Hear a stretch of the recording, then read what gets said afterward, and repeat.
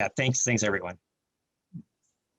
Yes, thank you so much. That was an absolutely outstanding panel and couldn't have led more beautifully into our next session, which is Beyond the Clinic Walls, Advancing Healthcare Approaches to Substance Use. So I'm Jen Kraschnewski. I'm professor of medicine and public health sciences at the Penn State College of Medicine.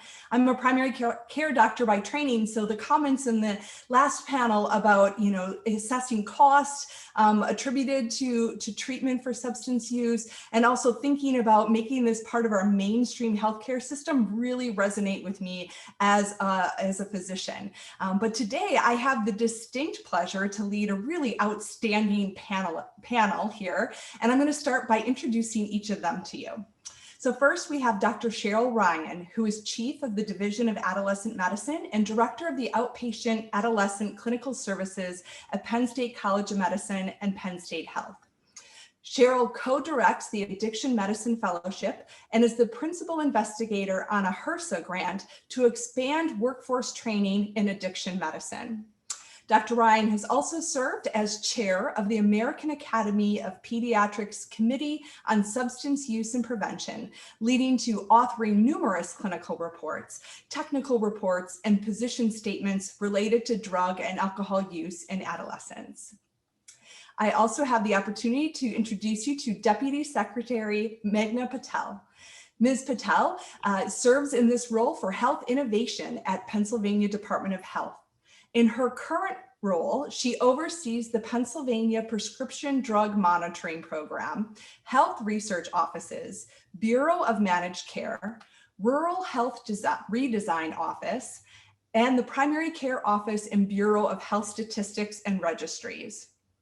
Prior to this role, she was the director of Prescription Drug Monitoring Program Office at the Pennsylvania Department of Health, where she launched and led the implementation of this system, as well as the development and implementation of evidence-based opioid prescribing education, which has been used to educate over 6,000 healthcare providers in Pennsylvania.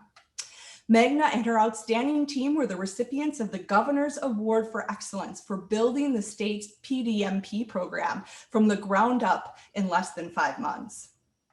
And lastly, but certainly not least, is Dr. Linda Thomas-Hermak, who's president of the Wright Center for Graduate Medical Education and chief executive officer of the Wright Center for Community Health. As president, she oversees the largest teaching health center graduate medical education consortium in the nation, addressing physician workforce shortages compounded by escalating healthcare disparities. As CEO, she leads the nonprofit's mission and vision to be a leading model of primary healthcare delivery in the nation, overseeing a growing network of 7 safety net community health centers throughout Northeast Pennsylvania. I'm so thrilled to have this expert panel with us, and I'm going to get to their questions in just a moment, but first we have a few questions for each of you. If we can please have our poll questions.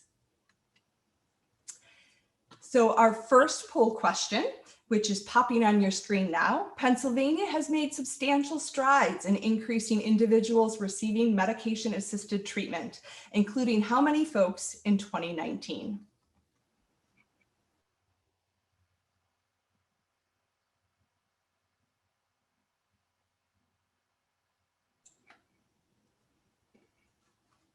And if you're a quick reader or good with numbers, you can jump right to the second question. Unfortunately, this number of individuals represents only what % of the folks with substance use disorder?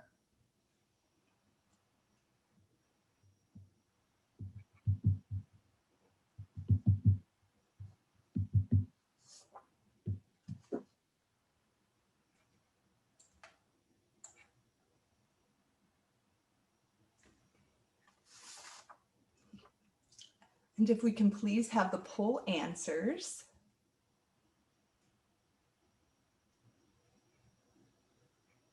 So for the first poll, if you answered 160,000 individuals, you're correct. So this is a growing number. Looks like about almost 20% of you got that. About half of you are a little less optimistic of the great progress that's been done in the state. And secondly, if you answered 50%, this would be the correct answer. Looks like you thought that we were doing a little bit better in that respect, but you did estimate a lower number. So overall, I think maybe you were conservative in that estimate. So thanks for taking the time to look at all of those. Next, with no further ado, we'll move on to the questions for our panelists. So our first question is that each of our outstanding panelists is engaged in really innovative programs to help expand and enhance care for patients with substance use disorders.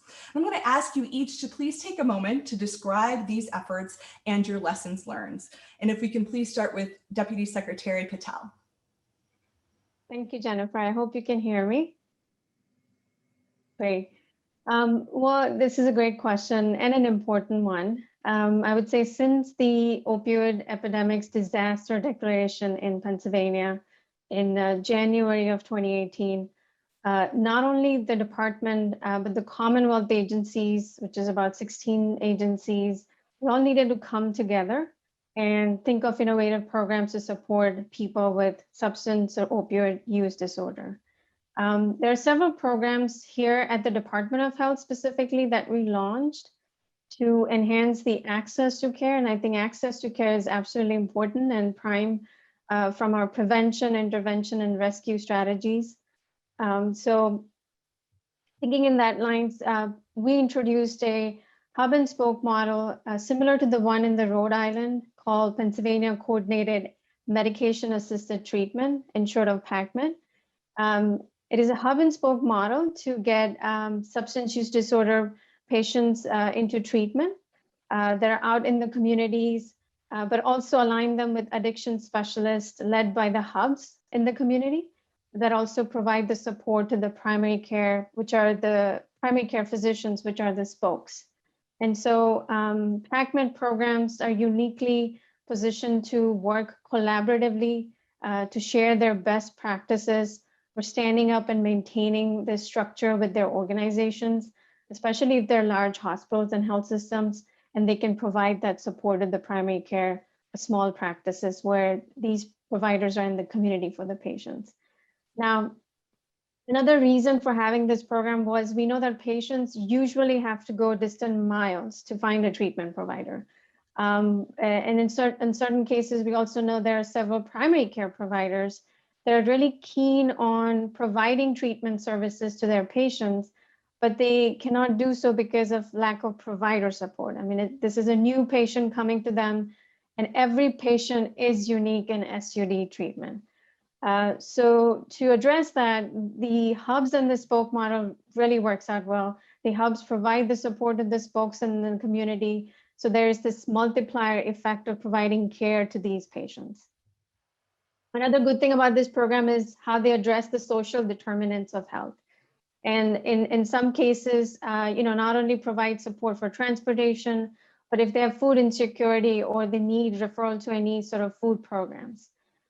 So this warm handoff or referral is also established by the hubs and spokes. So it kind of looks at a whole person care in certain aspects. Another innovative program that helps maintain the access to care is, I would say, the patient advocacy program. A little bit background and a tidbit information about this is very unique in the nation. Only Maryland and Washington state have sort of established this, but only in Pennsylvania we have made it permanent, as it's not only effective in the time of emergency, but it's a stable permanent program. And it was an idea in front of a CDC project officer here at the state level, and some of us here in the prescription drug monitoring program. And then kudos to the Office of Attorney General's members who were also at the table. And we were discussing, how do we help these patients who really lose access to care abruptly when their providers are either arrested or their license is revoked or their clinic is closed? And in all these unfortunate situations, there are actually thousands of providers that are patients that are being impacted. And so that's where the idea to inception to this program really came about in this past 2 years. This program brings together all necessarily local resources. So it brings local providers, the single county authority. If you have not heard, single county authorities in every single county here in Pennsylvania. They provide support to and referral to treatment. The federal and state agencies, FBI, we have the Office of the Attorney General, but also at the U.S. Department of Justice, folks that are involved in these sort of events. The other community organizations, and they come together to enact an action plan for patients impacted by these program events. We officially launched this program in September of 2019. The program has directly assisted over 300 some patients. There have been over 14 program events. So when we talk about events, these are actual events of a license revocation or suspension or a clinic closure. These are unfortunate events. We've also been working with health plans, the commercial health plans and managed care organizations in Pennsylvania. So when these events occur, we reach out to them so they can reach out to the patients directly and find a different provider for them. In most of these cases, over 1,500 some members were reached out by the insurers, and I would say about 370 some patients actually were assigned a case manager, even though out of those other outreaches that happened, there were some positive impacts here. Thank you. Yeah. I was just gonna reference to some of the lessons learned here, but I would say, I mean, clearly when I describe these programs, you can imagine the lessons learned from these programs are that we need continued partnership. A state alone or a Department of Health alone cannot do any of these programs. We need a community support. We need state agency support. We need to ensure our hospitals and our health systems and our emergency departments are in sync with us in terms of warm handoff processes. First responders are aligned with us.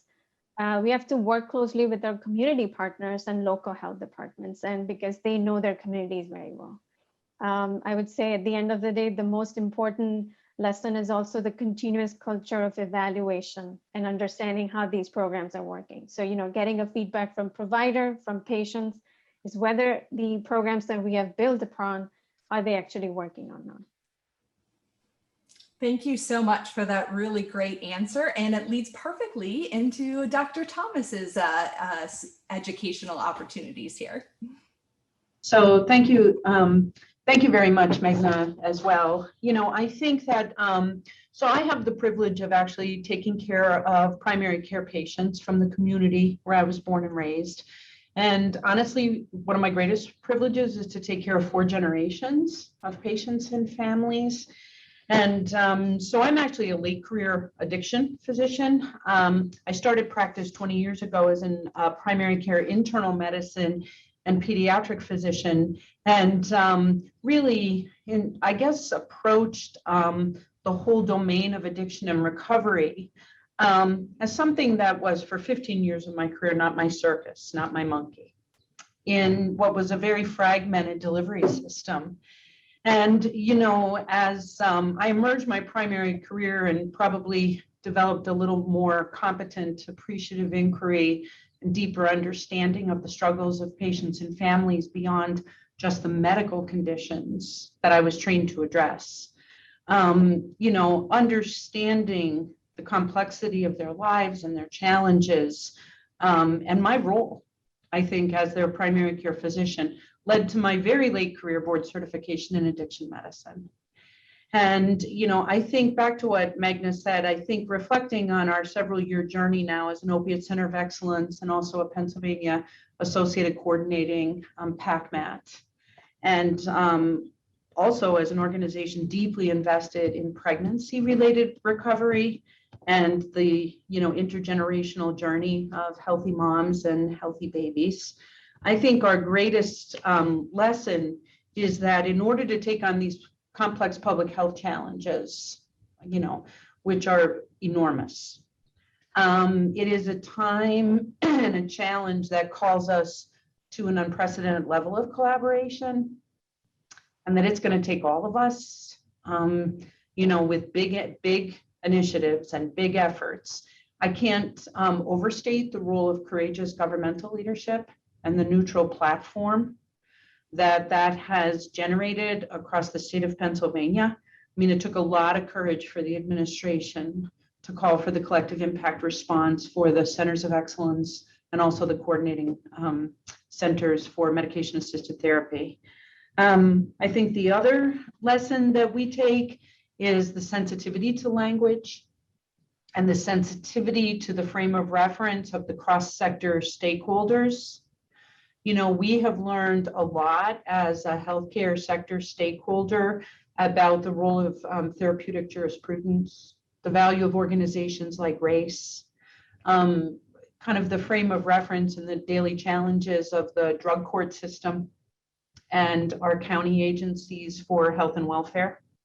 And it's really kind of at that table, I think we're primary healthcare and patient-centered medical homes that are now deeply immersed in solutions to the public health opiate crisis. Learn the most and are trying to really position ourselves to be most helpful to the other sector partners and frankly, most worthy of the governmental investment in us, you know, to meet public trust, I think, you know, so, and just like the opiate crisis during this COVID crisis and the dark pandemic of the past year, I think what's sustained us and what's kept us going is kind of our appreciation of the role of the medical profession in society. And kind of not only the patients and families and communities, but also the cross-sector stakeholders and the government looking to us. So we've been in frankly new space, which is very intimidating for the Wright Center. And so the learning curve has been very steep. And I know that our work in addiction and recovery, and particularly medication-assisted therapy, has taken many of our leaders and our provider teams beyond stigma and into an awareness, and that the systems of care that we are building across medical, behavioral health, social services, even dental providers within the Wright Center, because we are striving towards whole person care. Our work in the recovery domain, you know, with Penn State Echo and with the RACE project and learning what is a certified recovery specialist and learning how we're going to get to whole person care, that has transformed all of our clinical services, the way that we deliver care, the way that we partner, and the way that we educate the workforce in very positive ways, So here at the Wright Center, you know, we offer medication-assisted therapy. Most of the time that's buprenorphine. Sometimes it's Vivitrol. We're always on a journey to abstinence, although we recognize that people's individual journeys land them where it lands them. We're well positioned, I think, in terms of kind of managing what I think came up in the earliest panel today, which was, you know, how do you stay in the game of managing this acute, intense public health crisis and still intentionally and with discipline and strategically take a long view approach where we invest in school districts like the Carbondale School District and those powerful experiences for our children. And, you know, we've been doing HIV care here for 20 years since I got here. And we also do a lot of work in the space of hepatitis C. And, you know, as you take that on and you see HIV and hepatitis C and how it presents itself in the MOMS program, you can see the generational cycles of the challenges. And, you know, I just had a mom who I've been taking care of for 2 years, and she's had a lot going on. And, you know, when I finally 2 years into it, got a hepatitis C viral load on the baby that I had ordered 18 months before, right? It just came back positive. So I'm now coordinating, you know, the treatment of congenital hepatitis C, right? And wondering how many of our other 100 moms, okay, and babies, that's going to be an issue for. So the work is humbling. I think the learning is intense. And I just think we're trying to figure out the role of primary care and how emerging in this space can converge with all of the interests of the panelists who have been present today, the faith-based organizations and the judicial system and the recovery agencies, because it's going to take all of us. Really, really well put, Linda. Thank you for that. Dr. Ryan, same question. The innovations. Well, I would say the innovation that I'll be talking about is introducing to Penn State the whole idea of developing an addiction medicine fellowship, which we did. We did. I was one of the reasons I was recruited to Penn State a few years ago was to work with a group of people that Leslie Walker Harding had already put together. And if I can talk about innovation, I think probably, we're not, prior to Penn State, prior to the fellowship being developed, there was an new and innovative clinical services that were being introduced, with Sarah Kawasaki being recruited and creating the AIR Clinic. There had been a consult liaison service that had been there run by Bill Milchek for a long time. But I think what we didn't have was a formalized ability to train fellows, and also beyond that, then to take that and start to train other learners, such as medical students and residents across the many different primary care specialties. So I would say so we now have a fellowship that was approved a little over a year ago, and we are just completing the training of our first cohort of 2 fellows. One from internal medicine, one from family medicine. But I would say, our fellowship is innovative in that it is unlike many of the other fellowships that are really focused on a narrower population. This fellowship involves basically training the entire lifespan. We have 7 departments that are involved that have come together, that are involved in the fellowship. And we have faculty from pediatrics, OBGYN, internal medicine, family medicine, psychiatry, pharmacology. I'm sure I've forgotten a couple. And basically that the whole idea is to train a fellow in working their entire lifespan. So that they may have their own primary subspecialty, but the whole idea is to help to create a workforce, a fellow that can then go out and work with all of the consultants across many of these different. So they may not be an OBGYN, but if they're consulted about say someone who is a pregnant woman, they would have that ability to to basically provide a consultation in that area. So I think that is one of the innovative features of this fellowship. Prior to this, though, prior to what we built at Penn State, the greater community in central Pennsylvania was really rich with lots of community-based programs, the single county authority, lots and lots of stuff that was going on that had been there for a long time. Just Linda mentioned the RACE project. So one of the other things that we've done is we've really worked to develop partnerships so that this addiction fellowship is not focused primarily at the medical center, but the fellows spend probably half of their time out in the community, working with programs that are already out there, say working with Teen Challenge, working with the Caring Center, working with a number of agencies that provide care across to many different populations in many different settings. And that really has, I would say, greatly enriched the training that the fellows then get, also based at the medical center. And you mentioned then the HRSA grant that we recently received.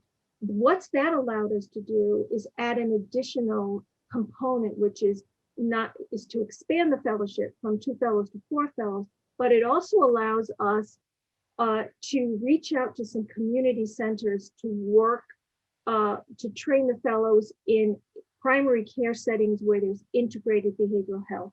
So we're going to be looking to develop a couple of sites, having our fellows work in a federally qualified health center, which is something that prior to the grant we did not have included as part of the fellowship.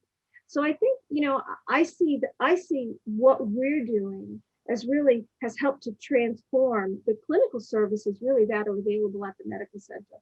There were some, but this has really expanded it. It's at the same time that our fellows working through all these different rotations in clinical sites has enhanced their education. At the same time, it's really transformed what the fellows have been able to provide across the clinical services. And I think that also is something that's relatively innovative or new to Penn State. Thank you so much, Sheryl, for that beautiful example of the title of our panel, Right Outside the Clinic Walls. The integration into the community organizations of the fellows is a fantastic example of that.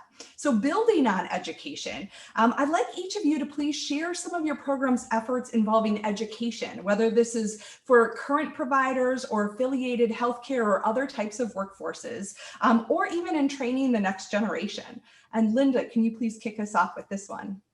Sure. So one of the unique strengths here at the Wright Center for Community Health is that we have an affiliated entity called the Wright Center for Graduate Medical Education, which is essentially a sponsoring institutional agency for workforce development of physicians. So, people go to medical school, and then after medical school, they come to agencies like the Wright Center or to academic medical centers to actually complete 3 to 4 years of postgraduate, what's called residency or fellowship training. And, over the past 20 years since I've been here, the Wright Center originally started as just an agency that trained internal medicine physicians, but since that time has kind of converged the interests of training internists, but also psychiatrists, most recently geriatric physicians. We also trained cardiologists and gastroenterologists. And this past year began training an addiction fellow in collaboration with Geisinger. So we have a lot of partners in that space. We partner with our local hospitals where obviously doctors do a lot of their training, Commonwealth Health System, and actually Geisinger. But we also partner very heavily with public health agencies that include federally qualified health centers, ourselves being one of them here in the Northeast, and then also 4 health centers across America. And one of the movements in medical education is something called the Beyond Flexner movement, which is to look at the social mission and value of medical education entities. The medical profession is one of the only professions where actually the public pays for part of the training of the workforce, and they pay for residency training, so through federal governmental agencies. So the public has a very large stake in the generation of the physician manpower. And there's a lot of work right now around something called entrustable professional activities, which is essentially the onus on the medical profession to say, given the public investment in the profession of medicine, what is your role in society and the public health and welfare of America and the local communities where you train? So here at the Wright Center, everything that we develop is actually needs responsive. So we look at the needs of our community, we look at the needs of America. That's how we got involved in this forum today and in the development of all of our addiction and recovery service lines. But, as you become a needs-based care delivery or medical education institution, and you look at the needs in front of you, it's very important that whether you're making an internist or a family medicine doctor or a psychiatrist or a cardiologist or a GI doctor, there are themes that cross all of those disciplines that we consider a core curriculum. And most of them come from public health crises. So, obviously the opiate crisis is a call for all of our service lines. And there are things that we do to inspire our workforce for collective action. So, one of the things that we've done is that every learner at the Wright Center, every physician in training, every faculty mentor, regardless of service line, has signed the OPIA Pledge. And so, the OPIA Pledge comes out from the Secretary of Health of the United States, but then it also is promoted by the Institute for Healthcare Improvement, which is one of the Godspeaks of medicine. And so we just, we use vehicles like a simple pledge to kind of say, I'm entering the profession of medicine. I understand there's a crisis in the country and in my local community. I pledge not only to not be involved in the generation of that problem, okay, particularly given the role of the medical profession in overprescribing opiates, but I also pledge to be part of the solution in some capacity. And so whether you're going to waiver and practice it or not, we do cut out time amongst all of our workforce to complete the MAT waiver education, because we think it's important to put to walk the walk. And, if you're calling people to a pledge, to actually give them the protected time to do what's necessary in terms of developing their skill sets. And then obviously, once we train them, and that's part of orientation. So, if we mean it in terms of the medical profession's role and passionately trying to contribute to the solutions for this. So part of the orientation of all physicians is to complete MAT waiver training. And, then I think as an institution, it's really being sure that your top leaders and what the residents and fellows see in action is consistent with that training. And so, the concordance between kind of this philosophical and theoretical framework that we introduce them to, and then the experience in the trenches of actually witnessing, all faculty participating. So how do you become an entity that's different than what a lot of entities look like across this country? That's basically like a whole bunch of doctors that are wavering but not prescribing. Right, writing it on their resume, but not actually their name on the script. And so, we consider that corporate integrity. And so we built a lot of metrics, educational outcome metrics around that institutional integrity to be sure that we're who we say we are. And that's required a lot of cultural legwork because behavior change is not easy in any industry, and I will tell you that it's particularly resisted in the healthcare delivery system. So it's hard work, it's culture change, and I think the last piece of it is making sure that the new eyes of medicine, the up and coming workforce, have a voice in those discussions and in the generation of the sponsoring institutional curriculum. And probably the most innovative thing that we've done is because as a federally qualified health center, this is probably more than you want to know about this these days, but I will share with you that one of the most powerful parts of being a federally qualified health center is that it requires you be governed by patients and families. And that brings a voice in the room that when it is empowered, can be very charismatic, very inspirational. And so, we have very vocal patients and families present on our governing board, where all the big decisions of the Wright Center are made, who have firsthand experiences with the tragedy of the opiate crisis. And so those voices are very powerful at the Wright Center. We're proud of those voices, and we work relentlessly to learn from them. Yesterday I can tell you that I toured a community recovery house with one of my board members named in honor of her son. And it was very powerful, very powerful. So I think governance, management walking the walk, provider education, and contributions and kind of working with our AHECs have been very helpful to us, the Agency for Healthcare Education. And honestly, they're a very strong connector and bridge between the Wright Center and Penn State and the ECHO team and the interprofessional education team.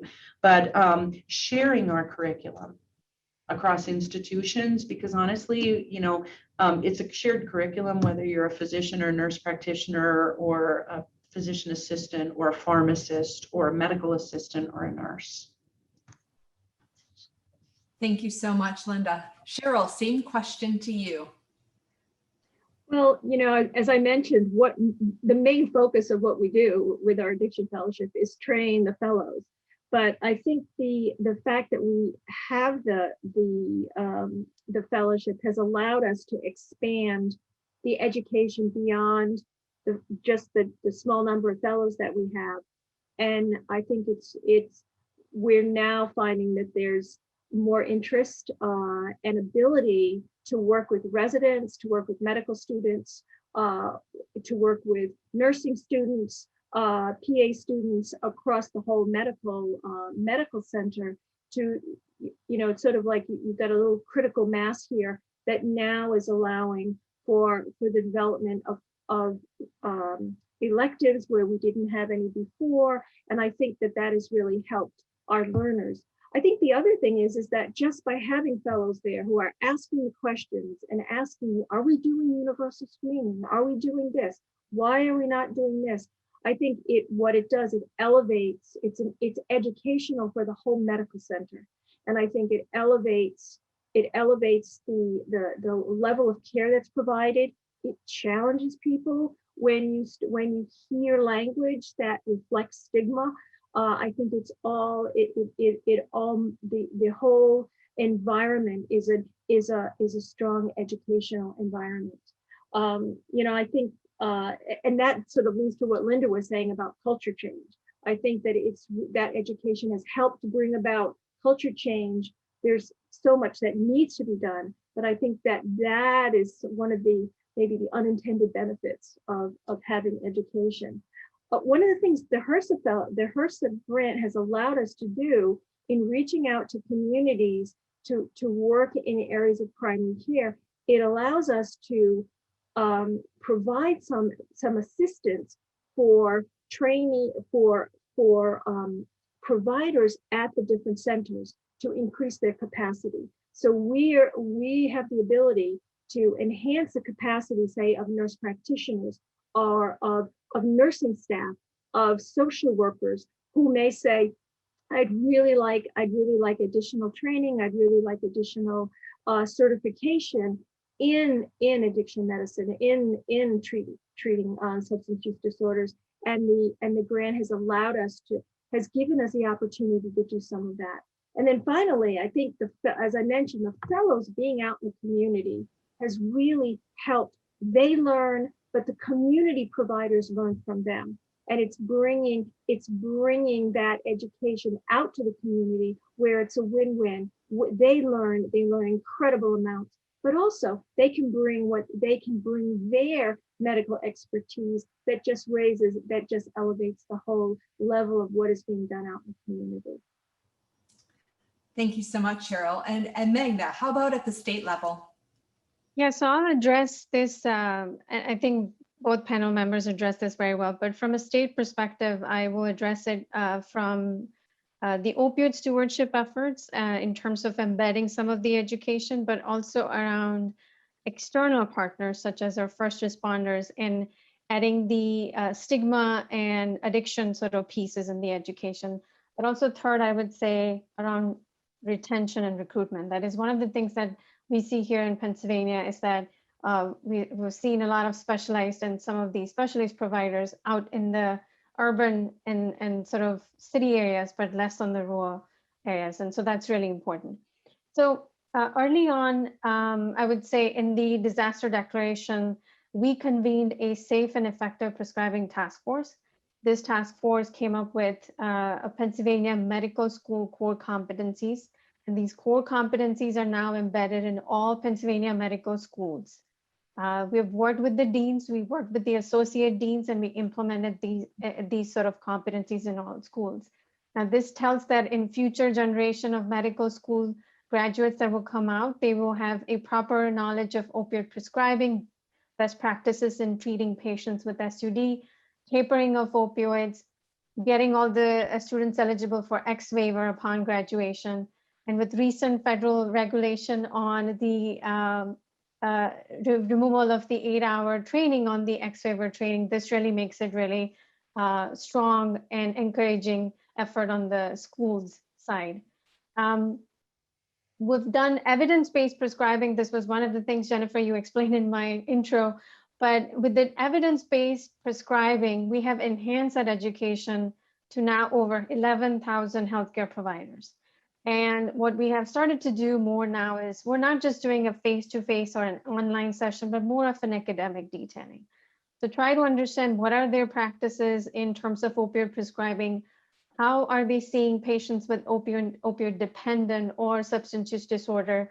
And then create sessions that are more sort of academic detailing style, sort of replicating the same style that pharmaceutical companies use to go to the providers and push them all the medications or drugs. So that's the same concept we used here. And the first responder training on addiction and connection to treatment, this kind of began in September of 2020. This is quite frankly, we're very proud of because it's vitally important program. First responders, they play a critical role in responding to an opioid overdose, and they frequently encounter individuals with SUD. Those encounters of any sort of intervention that they can put through in front of the patients, I think these are good opportunities that we don't want to miss that. And so adding that stigma layer of how to reduce the stigma, even though they go to the same patient again and again, having multiple opioid reversals or overdose reversals, this was very important. I would say public health intervention consists of naloxone administration, naloxone leave behind, the compassionate response, encouraging treatment, and facilitating these warm handoffs. And those are the key concepts that we've tried to embed in provider education, but also first responder education. Finally, I would say that one of the programs that I oversee is the primary care office, and we try to address the access to care from provider shortages across in Pennsylvania. And so we have to keep in mind, this is just not a primary or behavioral healthcare provider, but also a provider, dental provider. So we have to address this in terms of how we ensure that the providers are retained in the community and we need them in the community for those patients. So we've introduced a lot of loan repayment programs. We've introduced a lot of substance use disorder treatment providers loan repayment program. These were started very early on, and the SUD treatment provider loan repayment program, we just could not expand upon because of lack of federal, I would say, partnership and funding. But these are really good, important programs that really retain them. And then we can continue to educate them time and again to ensure that they have the best practices on hand. Well, thank you all very much. We're closing in on time, so I'm going to give you each 1 minute to kind of help us wrap up. So today we've heard about health system approaches and other system approaches, right, across education, criminal justice, and faith-based organization, in addition to what we've been talking about this last hour on healthcare. So what opportunities do you see for future connections across these systems? And I swear this question wasn't a plan from the audience, but if you can please comment on building research community clinical care partnerships, which feeds very nicely with this question. So for this one, we'll start with Linda. So I'll be 1 minute. I think faith-based connections, staying in tune and in synchrony, finding shared purpose, that's higher purpose, is going to be the key partnerships that really move the mark. And, we are delving into recovery, and addiction services has brought us into those conversations. And we personally think that if we become a recovery-oriented system, it's going to best position us for futuristic primary health care. And that that type of recovery-oriented system is the system where workforce should be developed. Thanks, Linda. Excellent. Sheryl, same question. Well, one of the things that I think is one of the advantages of our fellowship is that we are relatively new and we're flexible. So we're constantly looking to see how to develop further community partnerships to expand and just enrich the experience of our fellows.